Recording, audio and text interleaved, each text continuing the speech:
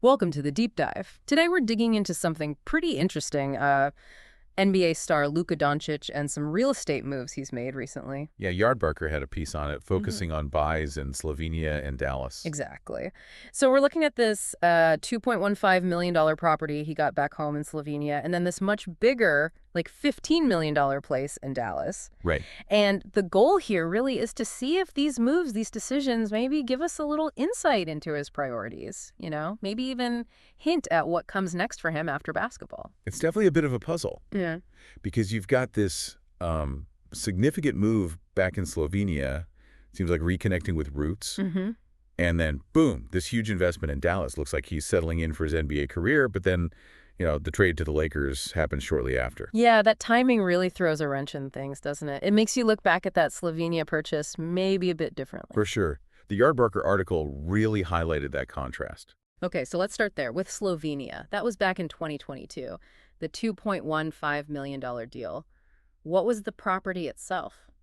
Well, it was an existing house, about 18 years old at the time, so, not ancient, but not brand new either. A decent place. But he didn't just move in or fix it up, did he? No, and that's what's interesting. Instead of renovating, which, like you said, seems the obvious route, he went for a complete demolition, just knocked it down. Wow, okay. That's a big step. Tearing down a multi-million-dollar house suggests he has something very, very specific in mind. Exactly. That's the thinking. The speculation is he's planning to build something from the ground up, probably a really private villa. Custom built, his own design. Yeah, exactly. Something that's purely his sanctuary. A place to escape during the off-season, get away from all the NBA intensity. Makes total sense, a private retreat. But wasn't there more to the purchase than just the house plot? There was extra land Oh involved? yeah, quite a bit more. Along with the main property, he also picked up around 9,000 square meters of the land surrounding it. 9,000 square meters? That's a lot. It really is. It's a significant chunk of land. So, okay, if you've got the spot for the villa, what do you do with all that extra space? It opens up possibilities, right? Absolutely. The article sort of floats ideas like maybe more private housing, for family or guests perhaps. Oh, okay. Yeah. But it also just leaves it open, saying maybe it's for something else. And that something else is where things get even more interesting, linking to another side of Luka we've seen. Ah, right. I know where you're going with this. That NBA YouTube feature, wasn't it? Showed him on a farm back in Slovenia. That's the one. It was maybe, 8 months before this Yardbarker piece, and it showed a totally different Luka. What was he doing exactly? It wasn't just posing, right? No, no, he seemed genuinely into it. Sitting on hay bales, petting horses, actually driving a tractor. Driving a tractor. Okay. Yeah, herding cows, even checking out cheese making. Really looked like he was embracing the whole farm life vibe. He seemed to be really enjoying it too. And didn't he say something about why he liked it? Something about retirement. He did. He had this great quote, something like, "It's just beautiful. You can make food, and then you can see the landscape, too." It's very beautiful, very peaceful. Wow. Very peaceful. That really stands out compared to, playing in front of 20,000 screaming fans. Exactly. It points to this desire for calm, for connection to something tangible, something natural.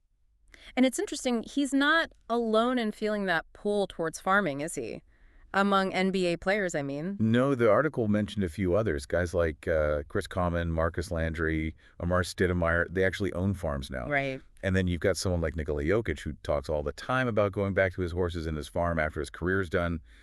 Seems like a bit of a trend, almost. So what is it about farming? What's the appeal for these guys who live this incredibly high-octane public life? Well, the article suggests a few things. Obviously, the peace and quiet we mentioned, but also maybe the satisfaction of, growing things, raising animals, producing your own food. A kind of grounding, maybe? Yeah, and maybe the hard work and dedication involved. It's a different kind of hard work than basketball, but it still requires that commitment, that discipline they already understand. Plus, perhaps it offers a sense of control, after years in a career where trades and injuries can change everything instantly. That's a good point. So, connecting this back, could that huge chunk of land he bought in Slovenia, the 9,000 square meters, could that be tied to this farming interest? It's a really compelling thought, isn't it?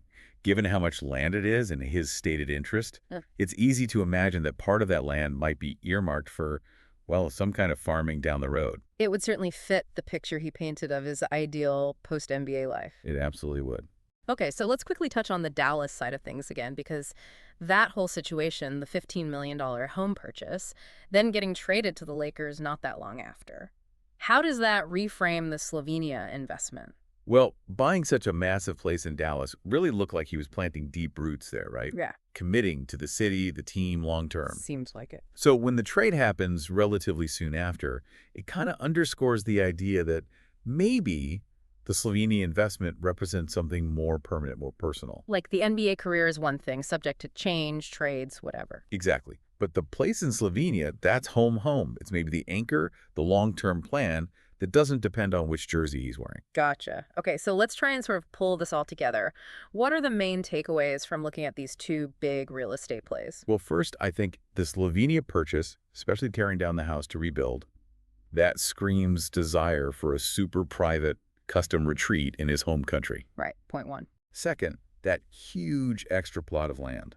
It definitely hints that the plan is bigger than just the villa itself. There's room for more, future development of some kind. Okay. And third, you layer on his clear interest in farming, that YouTube video, his comments.